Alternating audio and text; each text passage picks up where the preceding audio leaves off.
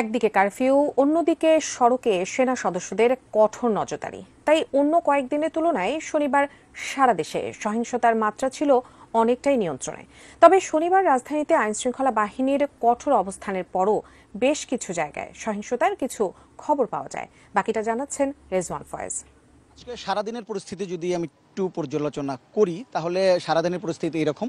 সকাল থেকেই গত কয়েকদিন ধরে যে সহিংসতা আমরা দেখতে পেয়েছি এই কারফিউ জারির পরে, সেই সহিংসতা রাস্তায় অনেকটাই কমে এসেছে।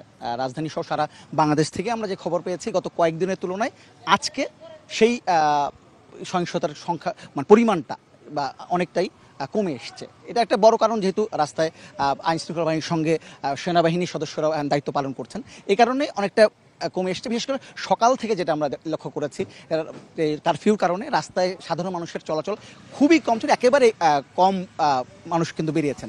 তারপরও যারা খুবই জরুরি প্রয়োজনে রাস্তায় বের হয়েছেন, তাদের যেতে হয়েছে, তাদেরকে কিন্তু জিজ্ঞাসাবাদের মুখোমুখি হতে হয়েছে, আইডি কার্ড দেখাতে হয়েছে এবং কেন তারা রাস্তায় বের হয়েছেন সেই কারণটি কিন্তু প্রুভ করতে হয়েছে যে এই জন্য বের হয়েছে, জরুরি কাজটা তাদেরকে বলতে হয়েছে।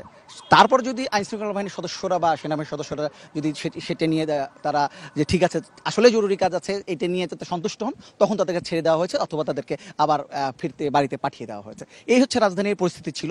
তারপর যখন 2 ঘন্টার জন্য 12টা থেকে 2টা পর্যন্ত 2 ঘন্টার জন্য যখন কারফিউটা শিথিল করে নেওয়া হয়েছিল, তখন সাধারণ মানুষ বেরিয়েছেন যে দৈনন্দিন কাজ, বাজার, এই সব কাজগুলো কিন্তু তারা তখন সেরে ফেলেছেন। তারপর পরেই কিন্তু আবারও কারফিউ হয়েছে এবং সারা দেশে আমরা দেখেছি যে আজকে সারাদিন রাস্তায় সাধারণ মানুষের চলাচল একেবারেই কম ছিল, জরুরি প্রয়োজন ছাড়া খুব বের হয়নি। আর সহিংসতা যদি বলি, সকাল থেকে তেমন সহিংসতা কোথাও আমরা পাইনি, তবে দুপুরের পর থেকে কোনো কোনো জায়গায় আমরা সহিংসতার খবর পেয়েছি। তারপরেও গত কয়েকদিনের তুলনা যদি আমি তুলনা করি, সেই সংখ্যাটা বা তার যে পরিমাণটা এবং যে যে এর আগে যে ধরনের সহিংসতা হয়েছে সেই সংখ্যাটা কিন্তু খুবই কম বা পরিমাণটাও কম, সেভাবে হয়নি।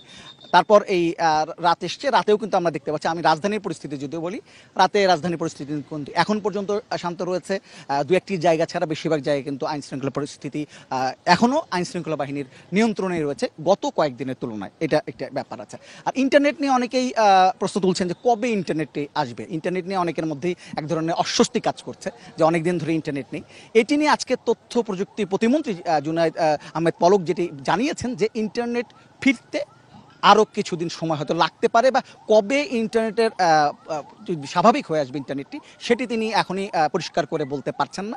কারণ একটি কারণ আছে, কারণ হচ্ছে যে যেই মহাখালী যে আগুন দেওয়া হয়েছিল, ডাটা সেন্টার ক্ষতিগ্রস্ত হয়েছে, সেটি এখনও মেরামতের কাজ চলছে। কাজে ইন্টারনেট কখন ফেরত আসবে সেটি এখনও বা স্বাভাবিক হয়ে আসবে সেটি এখনও পরিষ্কার করে বলা যাচ্ছে না। এটি একটি 10টা পর্যন্ত কারফিউ আছে, পরে হয়তো প্রয়োজনে বাড়ানো হতে পারে।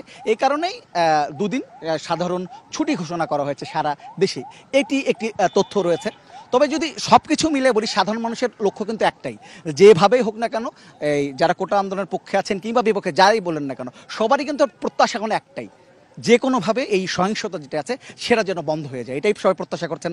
আলোচনার মাধ্যমে যেন এই সমস্যাটা সমাধান হয় সেই দিকে তাকিয়ে আছেন। এবং এ কারণেই আগামীকাল 10টার সময়, সকাল 10টার সময় কিন্তু আপিল বিভাগে এই কোটা সংস্কার নিয়ে একটি যে রায়টি আছে, বাতিল হওয়া যে রাইট হওয়া, এই কারণেই আগামীকাল 10টার সময়, সকাল 10টার সময় কিন্তু আপিল বিভাগে এই কোটা সংস্কার নিয়ে একটি যে রায়টি আছে, বাতিল হওয়া যে রাইট হওয়া বা না হওয়া নিয়ে যে রায়টি আছে বা যে যে মামলাটি রয়েছে সেটি কিন্তু আপিল বিভাগে উঠবে এবং সেখানে শুনানি হবে। এবং তারপরে কিন্তু প্রত্যাশা করা হচ্ছে সেখান থেকেই, কারণ দুপক্ষ থেকে, সরকারের পক্ষ থেকে হোক এবং যারা আন্দোলনকারী শিক্ষার্থী আছে তাদের পক্ষ থেকে হোক, সব পক্ষ থেকে আশাবাদ ব্যক্ত করা হয়েছে যে এখানটা ভালো ফলাফল আসবে। সরকারের পক্ষ থেকে বলা হচ্ছে সেখান থেকে একটি প্রত্যাশাজনক হয়তো ফলাফল চলে আসবে। কাজেই সেটি যখন চলে আসবে বা আগামীকাল রায়টার জন্য সবাই অপেক্ষা আছে এবং প্রত্যাশা করছে যে সেই রায়টি আসার পরপরই এই যে একটি সহিংস পরিস্থিতি, সেই পরিস্থিতি অনেকটাই নিয়ন্ত্রণে চলে আসবে।